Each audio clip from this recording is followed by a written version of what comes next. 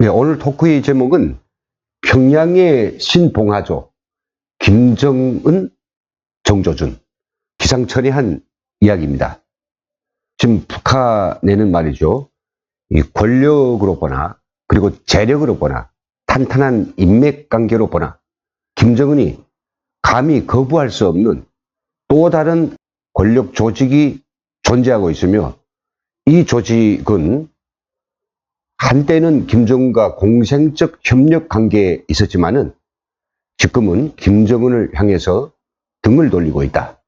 이들이 전략적 판단과 행동에 의해서 지금 이 김정은 정권은 다른 새로운 권력 체계 내지는 새로운 정권으로 바뀔 수도 있다라고 하는 이런 아주 충격적인 이야기입니다. 어떤 내용인지 자세히 보도록 하겠습니다. 시청자들께서는 이 봉하조라고 하는 조직에 대해서 아마 조금은 들어보신 적이 있을 것으로 생각합니다. 봉하조란 어떤 조직이냐?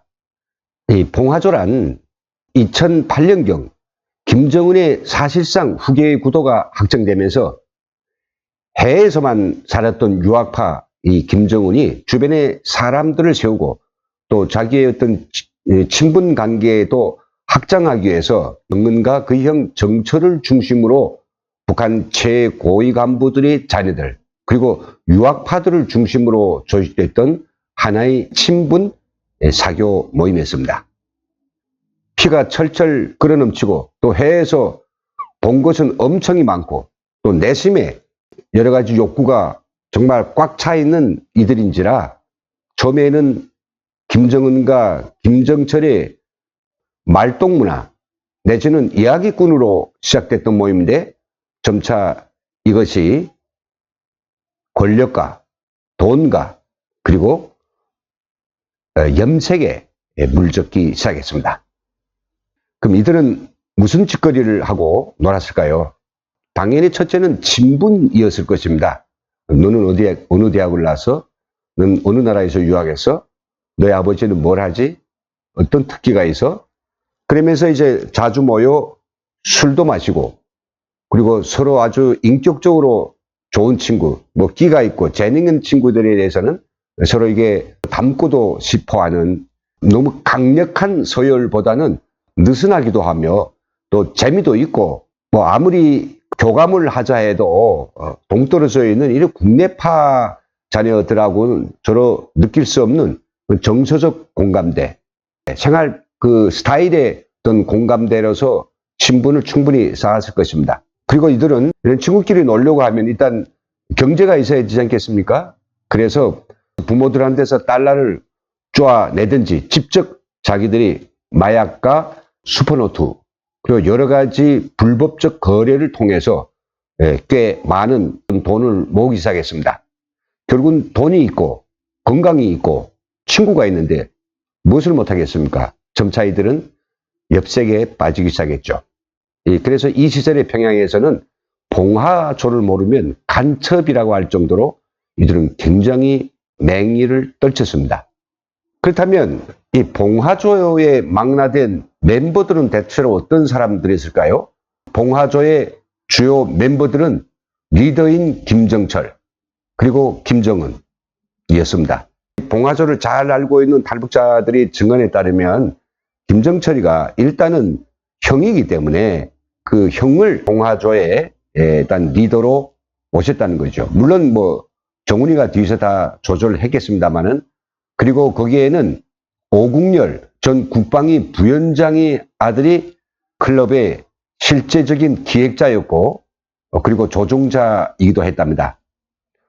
여기에는 우리가 이름만 들어도 알만한 북한 권력의 끝발들 예를 들어서 김원농 전 국가보위상의 아들인 김철 그리고 전 노동당 국제담당 비서였던 강석주의 아들 강태성 전 김정일 서기실의 부부장이었던 김충일의 아들 김재영 그리고 현재 국제담당 당 부위원장인 이수용의 아들인 이일혁 그리고 전 국가보위성 정치국장 김창석의 아들인 김창혁, 백남순 우리가 잘 알죠. 전 애무상이죠. 애무상의 아들 백룡천, 소동명, 서철이라고 하는 인민군 총정치국장의 아들, 조성원은 미국에 처음으로 갔던 총정치국장 조명록의 아들입니다.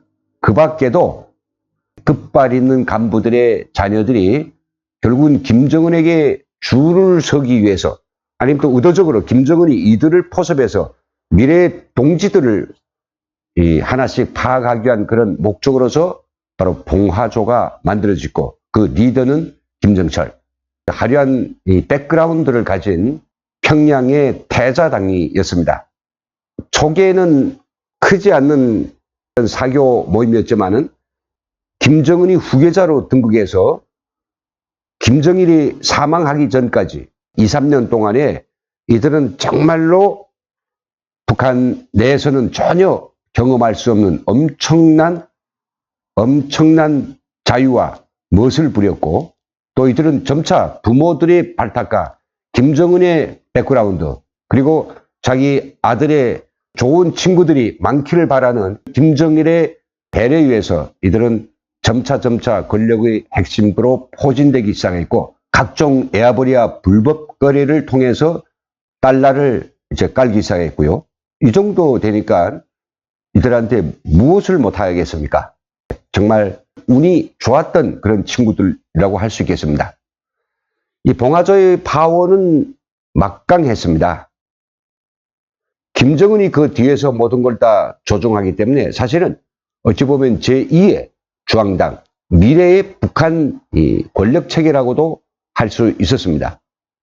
그래서 멤버 중 누가 일을 일으키면 부모들을 통해서 그것을 무마시키기도 했고요. 또 요즘 돈이 많다 보니까 평양 시내 최고의 술집, 사우나, 당구장, 호텔, 커피숍 이런 것들을 독점했습니다.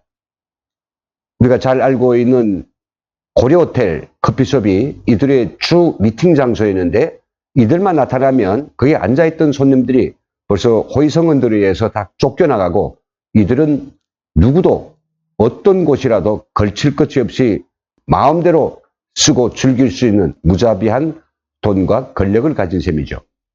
특히 김정일의 원산 특각은 마지인 김정철과 그리고 김정은이 이들을 데리고 언제든지 찾아서 마음대로 쓸 수 있는 봉화조의 전용 파티 장소이기도 했답니다.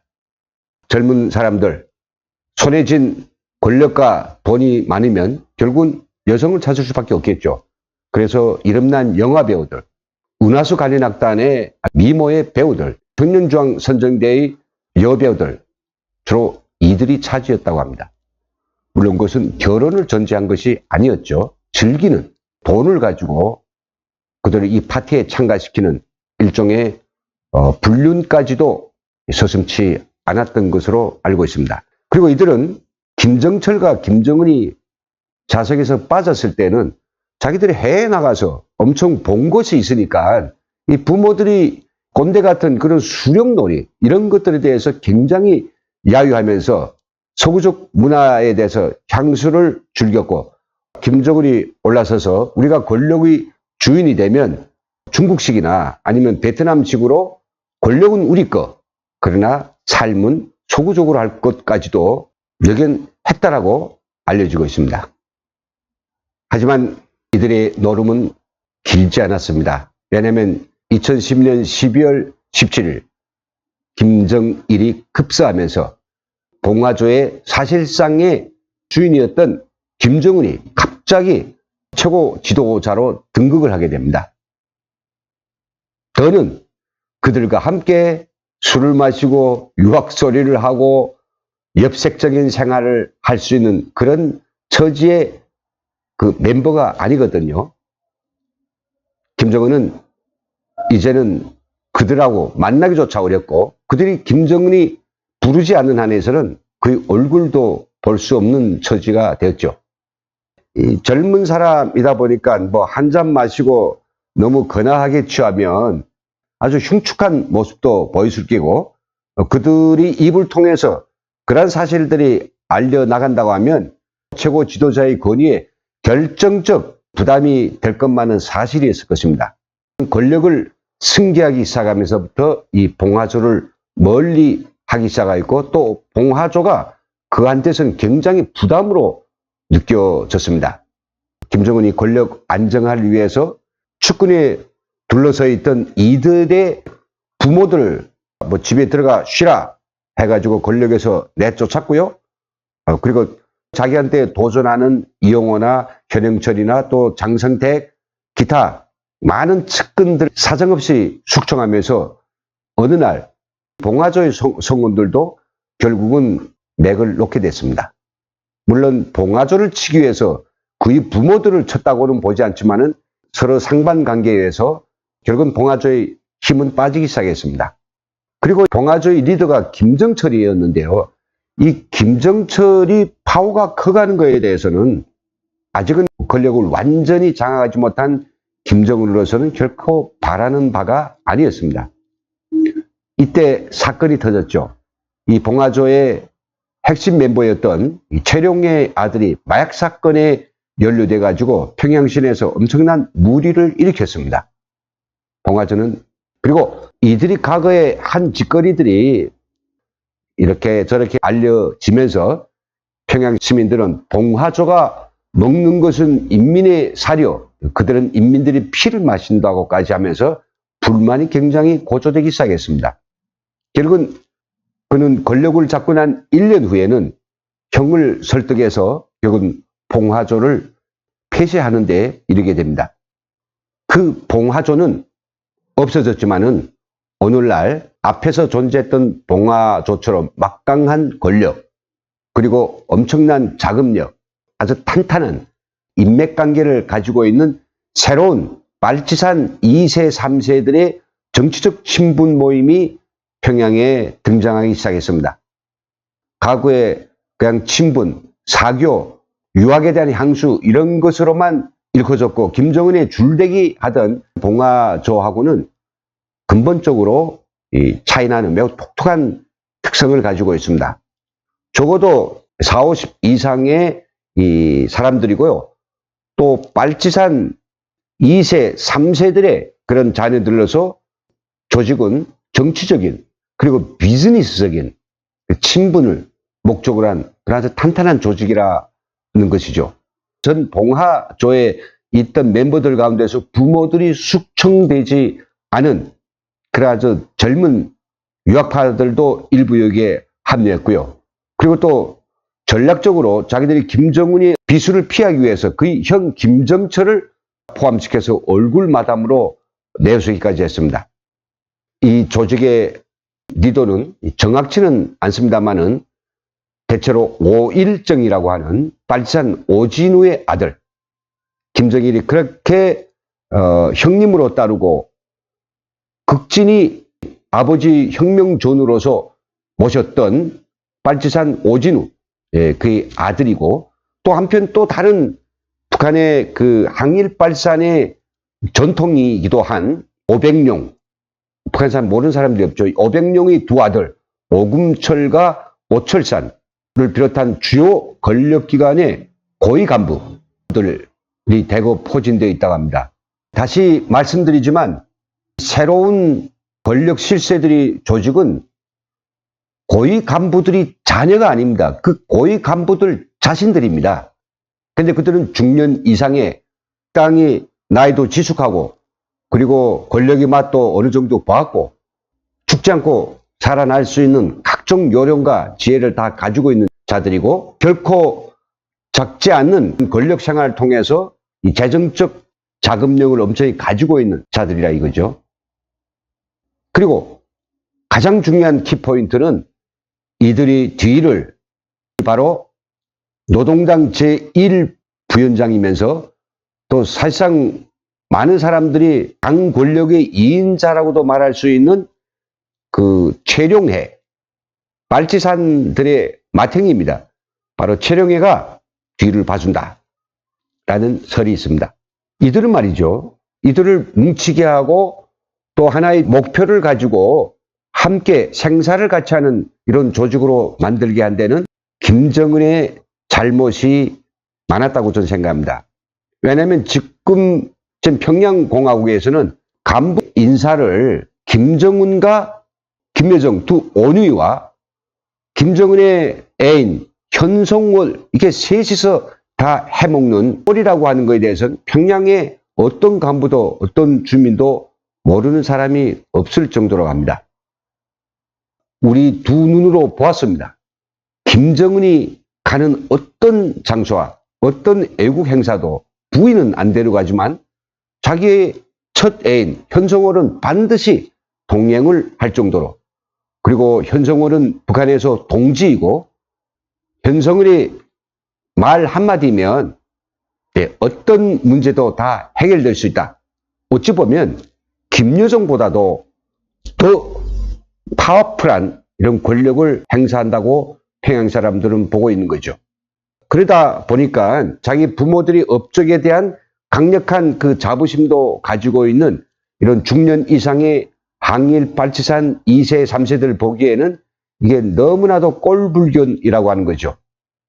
자기 부모들, 그리고 자기들도 모든 걸 다 바쳐서 북한 정권이 존립과 그 발전을 위해서 많은 걸 기여했는데, 젊어서는 그래 해외 나가서 농땡이를 피우다가 어느 날 갑자기 조국에 돌아와서 김일성 군사대학에서 뭐 공부 다닌 척 뭐 몇 년 하다가 갑자기 김정일의 아들이기 때문에 권력의 최정상에 올라서 가지고 올라서자마자 자기들을 갖다가 머리 박게 하고 또 말년인 자기 노부모들까지도 김정은 앞에서 이게 죽는 신용 내면서 90도 각도 인사까지 꼬박꼬박한 이런 꼴들은 자식된 도리로서는 보기가 정말 민망스럽고 격분스러울 수밖에 없었던 것 같습니다. 중년 이상의 항일발산 2, 3세들은 실적으로 김일성이나 김정일까지는 그 수령으로 만들어지는 과정을 전혀 모르는 이 교육을 통해서 무엇인가 이 받아들인 그런 수령 체계이기 때문에 그게 충성할 수밖에 없었습니다. 그렇지만 자기보다도 한창 어린 20대의 김정은이 정말로 자기들을 매일과 같이 충성맹세, 매일과 같이 충성 검토를 받아야 될 그런 수령이 되는, 노래 한마디에도 김정은, 신문도 온통 김정은, 그 무엇도 다 김정은으로만 일색화되는 이 수령이 어떻게 만들어지는가 하는 것을 그들은 직접 목격하면서 그 수령 놀이의 허상과 폐해에 대해서 이 충격적인 인식을 하고 그 실상을 알게 되었고, 여기에 대해서 강한 불만을 가지기 시작했습니다. 아무리 뜯어보아도 자기들보다 더 나은 데도 없는 오직 김정일의 아들이라고 하는 이 사실 때문에 자기들이 주인이 돼야 되고 자기들이 왕이 돼야 되고 자기들의 독재자가 돼야 된다고 하니까 이들이 배울 대로 배우고 경험할 대로 경험하고 또 자신이 부모들과 그들이 쌓은 업적에 대해서 강력한 프라이드를 가지는 이들로도 이것을 순순히 받아들이기에는 역적이 났을 것이라고 저도 공감을 합니다. 그렇다면 지금까지 김정은의 권력 안정화 기간과 그리고 오늘날 향후에 이 조직은 어떻게 김정은하고 관계를 가질까요?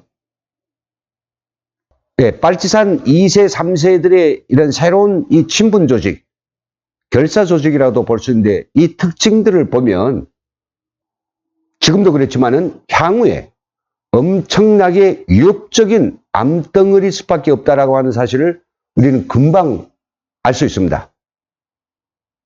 이들이 차지하고 있는 주요 직제로 보나, 이들이 조직적으로 축적해 놓은 자금력으로 보나, 그리고 아버지와 또 그 전우들, 전국에 조밀하게 퍼져 있는 이들 조직들의 치밀한 친분관계, 인맥관계, 그리고 여기에 이것만 놓고 봐도 사실은 김정은의 권력 기반을 위협하는 수준까지 커졌다고 볼 수 있습니다.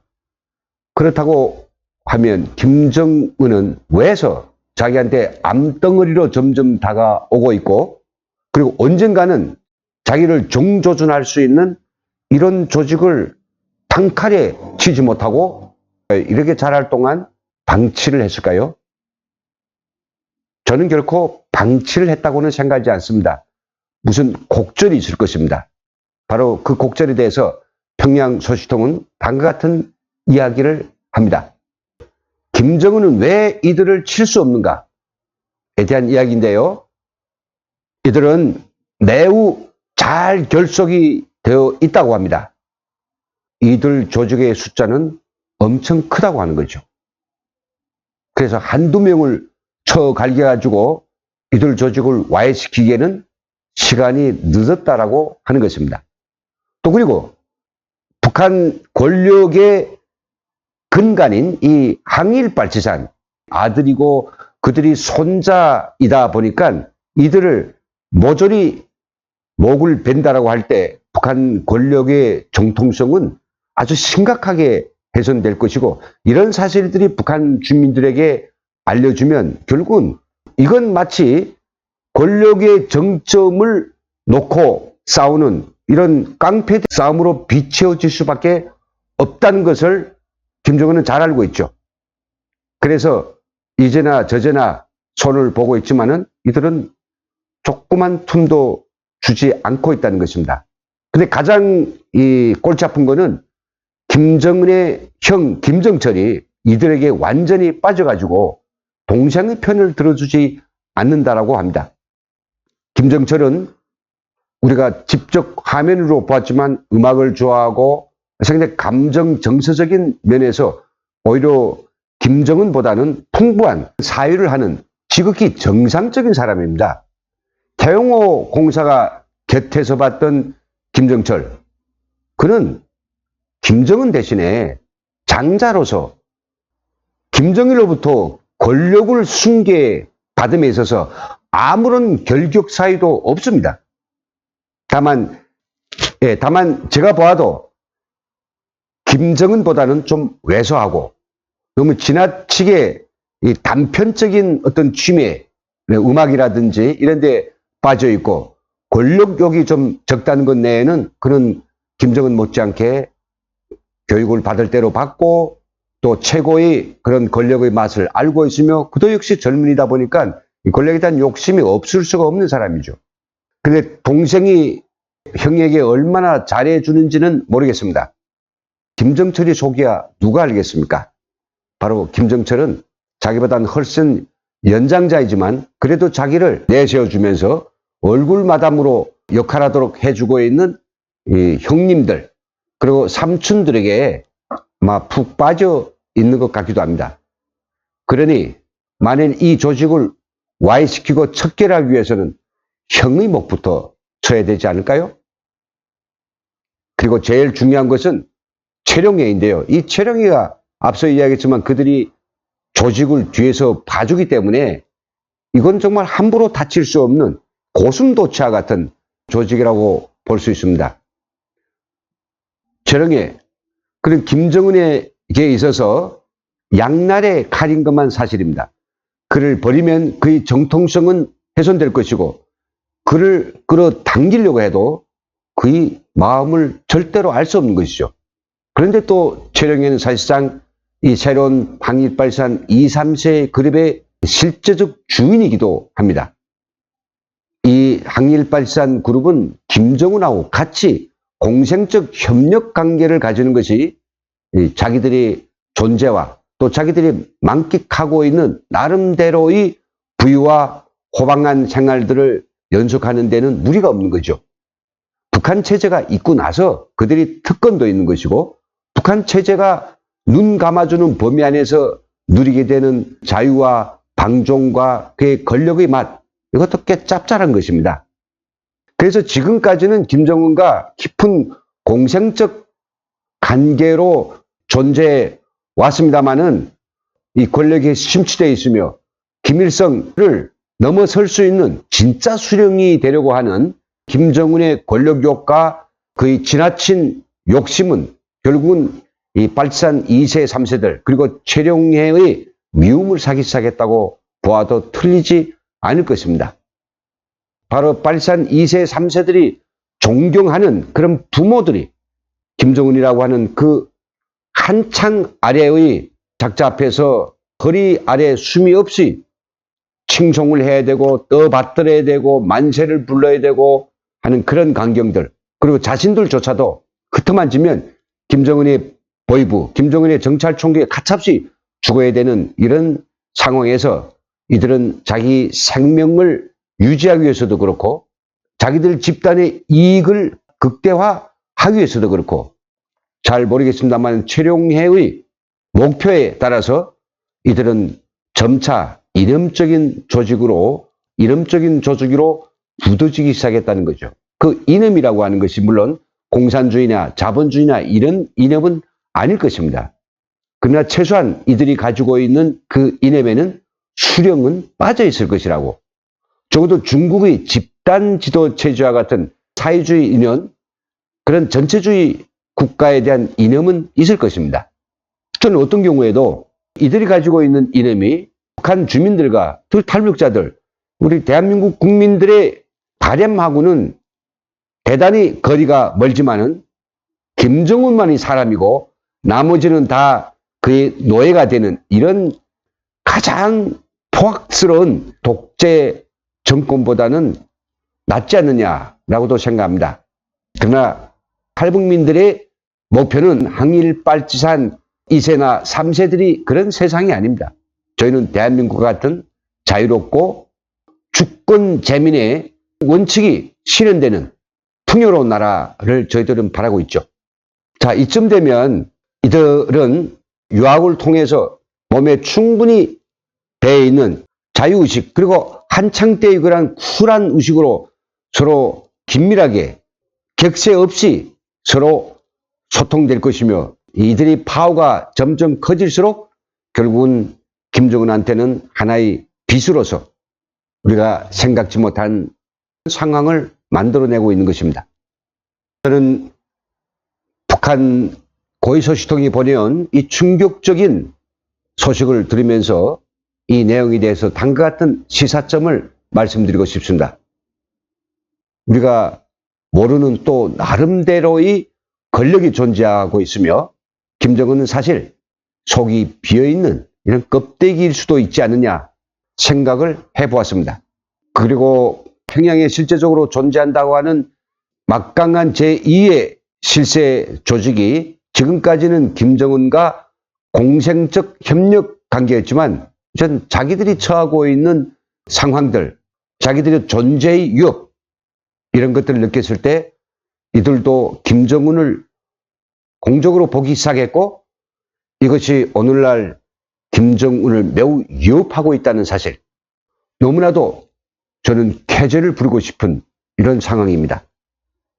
그리고 이들은 부모들이 등 옆에서 부모들이 벌어놓은 달러를 쪼아먹는 철부지들이 아니라 단련될 대로 단련되고 가질 대로 가지고 있으며 맛볼 대로 맛본 자신들의 생명이 무엇보다도 중요한 사람들이기 때문에 그것을 지켜내기 위해서 자신들을 위협하고 있는 김정은을 반드시 어떤 식으로라도 교체하려고 하는 것이 이들의 살아가는 길이라고 하는 것, 이런 것도 함께 읽을 수 있습니다. 그리고 이들은 지금 각종 이권에 개입해서 정말 어떤 외부적 지원 없이도 자신들이 스스로 목표한 바를 실현할 수 있는 막강한 이 파워를 가지고 있기 때문에 이들의 행동은 이제 뭐 시간이 지나서 커지고 그것이 언젠가는 김정은에 맞설 수 있는 그런 세력으로 이 성장하는 그런 기간이 필요한 것이 아니라 지금이라도 이들이 결심하고 거사를 하면 북한에서 사변이 일어날 수도 있는 이런 정도까지 커갔다라고 하는 사실, 북한 소식통은 강조하고 있습니다. 바로 여기서 캐스팅 보드를 진 것은 누군가? 최룡해입니다. 최룡해, 김정은은 그를 절대로 치지 못합니다. 최룡해가 아파서 그런 눕기 전까지는 최룡해는 절대로 북한의 스크린에서 사라지지 않을 것입니다. 왜? 김정은은 긴밀한 공생관계, 협력관계를 유지하기 위해서 최룡해를 모시는 것이 가장 안정 상태이기 때문이죠. 김정은이 머릿속에는 자신을 점점 조여오고 있고 함부로 할 수도 없으며 그리고 자기의 앞으로 운명까지도 결정할 수 있는 바로 이들 발치산 2세, 3세들의 정치적 이념 조직 이것을 어떻게 할 것인가. 이것 때문에 그는 아마 제명을 못 살 것 같습니다. 또 이들의 쿠데타나 이들의 사변에 의해서도 그는 제명을 못 살 것입니다. 그래서 그는 정말로 마음이 울적하고 외로울 때 채령이만 보아도 아주 마음이 심란할 때 이때 그가 찾고 있는 것이 있죠. 여기서 우리 채령에 대해서 알려지지 않는 중요한 이 비밀 한 가지를 이야기하겠습니다. 채령에 몇 년 전까지만 해도 북한군을 통솔하는 최고사령관 다음에 2인자, 즉 북한군 총정치국장이었습니다. 총정치국이라고 하는 것은 북한군의 당이기 때문에 최고사령관의 명령을 받았다고 언지를 붙이고 부대를 움직이면 움직입니다. 그런 막강한 군 권력을 쥐었던 최령해 왜서 그를 총정치국장에서 떼어가지고 당의 2인자 권력으로 옮겨놨을까요? 그건 최령해와의 딜이었을 것입니다. 이전 나이도 많으신데 일일이 북한군 초소들 돌아다니기에 너무나도 힘드시니 아마 젊은 사람들한테 일을 맡겨서 당신이 뒤에서 나하고 당중앙 상무위원으로서 함께 군을 발전시켜 나갑시다. 왜요? 그를 거기서 떼어내야 숨쉬고 살 수 있고 저녁이라도 잠들 수 있고 뭐 어느 기쁨조로 데리고 놀 수 있단 말이죠. 어느 순간에 총구가 들어올지 김정은은 너무나도 불안했던 겁니다. 더더욱이 김정은은 북한 군부에 의거할 수밖에 없습니다. 최령해가 빠진 군부가 김정은한테서는 유일한 기둥이고 그가 지탱할 수 있는 곳이라고 여길 것입니다. 하지만 북한 군부는 사실상 김정은보다는 이 최령해라든지 그리고 항일발산 2세, 3세들의 이 조직에 단단히 장악되어 있다고 하는 것이 평양 소식통의 전언입니다. 저도 그 전언을 믿습니다. 그래서 대한민국에서는 북한에 대해서 겉만 볼 것이 아니라 그 권력의 본질 그리고 그 권력의 내밀한 속 이것을 충분히 파헤쳐 볼 수 있는 이런 정보력을 구사해야 될 것 같습니다. 그런데 우리 남한 정부는 이런 북한의 내부에서의 권력관계 그리고 실상을 제가 볼 때는 충분히 알지 못하고 있지 않느냐 의문이 드는 겁니다. 이런 실상을 알았더라고 하면 왜 구태여 그렇게 김정은에게 꽂혀 있으며 또 그리고 엉뚱맞게 무슨 평화요 무슨 교류협력요를 하면서 우리의 자유민주통일이 초석이기도 하고 미래의 버팀목이기도 한 그런 한미동맹까지 훼손하면서 미국과 즉 척을 지면서까지 김정은한테 가 붙지 못해서 이렇게 안달인지 저는 너무도 안타깝습니다.